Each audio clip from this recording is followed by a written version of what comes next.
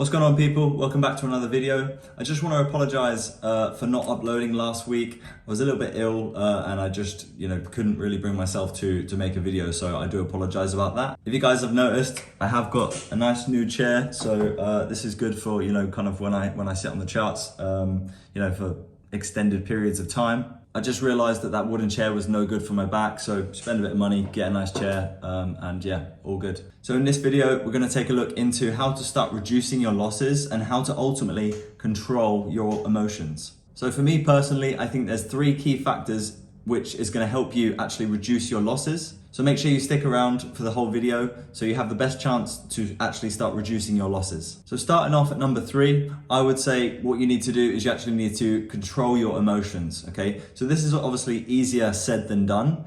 Actually, what you need to do is you need to control your emotions in the way of, controlling them instead of your emotions controlling you. What I find is actually I like to read self-help books.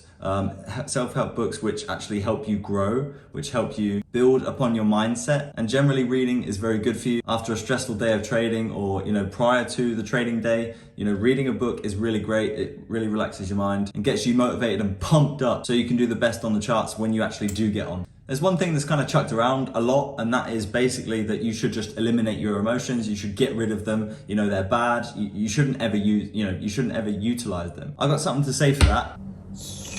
You are not a robot. You are doing the exact opposite by trying to become a trader. You're trying to escape the 9 to 5. You're trying to work for yourself. You're trying to give yourself your own income from your performance. And at the end of the day, what you're trying to do is control your life. So it's less about actually being emotionless. What you want to be doing is you want to actually be controlling your emotions instead of them controlling you. For me personally, I really love reading physical books, but as I'm traveling, it's actually easier to have a Kindle so I can have all of the books on here and it really doesn't take up much space. If you need any recommendations for any books, shoot me a message on Instagram and I'll happily send you some books over that I really like and I think are very inspirational and get you really pumped up. The second thing, stop being so impulsive.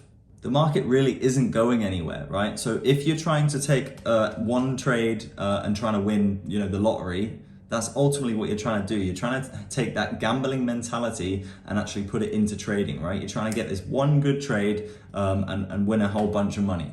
This just doesn't work in the trading industry, and I'm sure you will find that out if you haven't already. This leads me to my next point, which is don't be a one-shot wonder. Trading doesn't work like this, and if you actually get through to the stages where you're actually, in trading for a long time, you will find out that trading doesn't work like this, right? So what you're gonna have to do is you're gonna have to spend a lot of time on the charts, you're gonna have to be back testing, you're gonna have to be making case studies, you're gonna have to be understanding your strategy, being confident in your strategy, and making sure that when you are trading, you're playing out the probabilities, right? Trading is all about probabilities. The next point being, spend less time on the charts once you are confident with your strategy. If you aren't confident with it, then maybe what you need to do is actually go back into the charts, right? Have your strategy laid out in a step-by-step plan. And then once you've got this, just build case study after case study after case study. Make it really sink into your mind, to the point that basically it's just second nature to you, right? And it doesn't actually really matter too much about, whether you win or you lose, because you know the probabilities and you know that over the long run, it's actually gonna play out for you.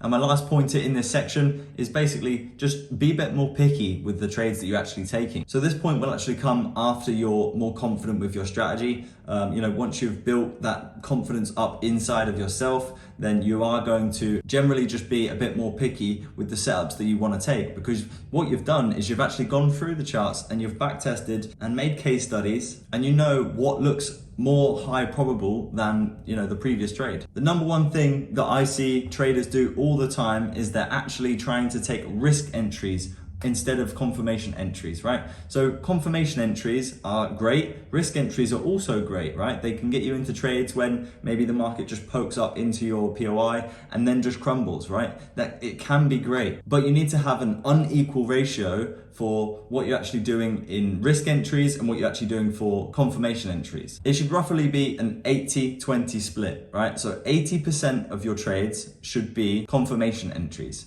and 20% of your trades should be risk entries. The way that you can actually do this is by using the fractality of the market, right? So basically what that means is whatever will happen on a higher time frame will actually happen again on the lower time frames, which then means what you can do is however you're entering your trade, what you can then do is go down to a lower time frame and do the same thing again and then get a smaller entry. Let price move in your direction first. Before I even look to take a trade, I want to see a lower time frame shift in direction so I can confirm that the market is already breaking down into the direction that I want to take the trade in. And last but not least, stop trying to catch every single move. Going back to the second point of, don't be so impulsive, the market isn't going anywhere. So you really don't need to catch every single move. Be patient with the market and actually work out what is a high probability setup for you. And if you can slowly work on and implement all of these 3 steps that I've just gone over, I'm sure that you will see a reduced amount of losses and your emotions and your progression move forward rapidly. So just to conclude on the 3 points that we've gone over, the third one being control your emotions, the second one being stop being so impulsive, and the first one is use confirmation entries instead of risk entries. And let's just say all of the time, right? You can obviously still use risk entries, but just make sure that you're using confirmation entries a lot more than you are using risk entries. Thank you very much for watching the video, and I'll catch you guys in the next one.